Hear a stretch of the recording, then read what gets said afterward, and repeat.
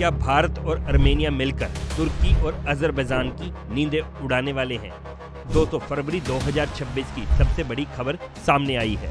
भारत के chief of defence staff यानी कि CDS general Anil Chauhan Armenia की ऑफिशियल विजिट के दौरान एक ऐसा फैसला लिया गया जो ग्लोबल डिफेंस मार्केट को हिलाकर रख देगा।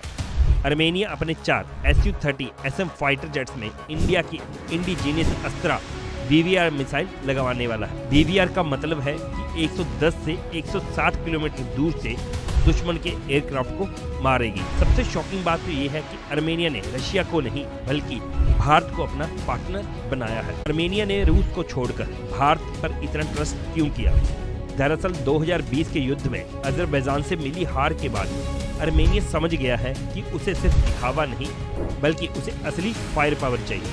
रशियन वेपन्स पर डिपेंड करने का नतीजा उन्होंने ऑलरेडी देख लिया। अब आर्मेनिया को इंडिया जैसा रिलायबल पार्टनर चाहिए था जो बिना ग्लोबल पॉलिटिक्स के वेपन को सप्लाई कर सके।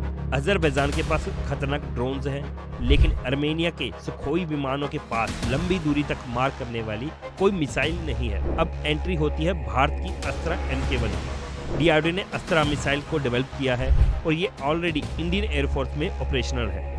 आर्मेनिया के Su-30 SM और इंडिया के Su-30 MKI लगभग सेम फैमिली के हैं। यहाँ तक कि fire control system, radar, sensor सब सिमिलर है, इसीलिए इंटीग्रेशन में कोई बड़ी प्रॉब्लम नहीं आएगी। कुछ माइनर मॉडिफिकेशन के बाद इसको इजीली आर्मेनिया के फाइटर जेट्स में लगाया जा सकता है। अस्त्रा मिसाइल का रॉकेट मोटर स्मोकलेस है, यानी दुश्मन को पता भी नहीं चलेगा कि हमला किस तरफ से हुआ है। आर्मेनिया के पास सिर्फ 4 Su-30 SM है, नंबर कम है, लेकिन क्वालिटी अपग्रेड के बाद ये 4 एयरक्राफ्ट काफी पावरफुल हो जाएंगे। अभी आर्मेनिया के पास शॉर्ट रेंज R-73 और R-77 मिसाइल है जो ज्यादा इफेक्टिव नहीं है। अस्त्रा मिसाइल से उन्हें स्टैंड ऑफ डिस्टेंस से दुश्मन के फाइटर जेट्स या अवाक्स एयरक्राफ्ट को टारगेट करने की कैपेबिलिटी मिल जाएगी। अस्त्रा मिसाइल की कॉस्ट पर यूनिट 1 मिलियन से कम है, जो आर्मेनियन AIM-120D या रशियन R-77 से बहुत ज्यादा सस्ती है। रिपोर्ट की माने तो बातचीत फाइनल स्टेज में है। भारत के लिए ये एक बहुत बड़ा प्राउड मूवमेंट है। DRDO द्वारा बनाई गई ये मिसाइल अब ग्लोबल लेवल पर मेक इन इंडिया का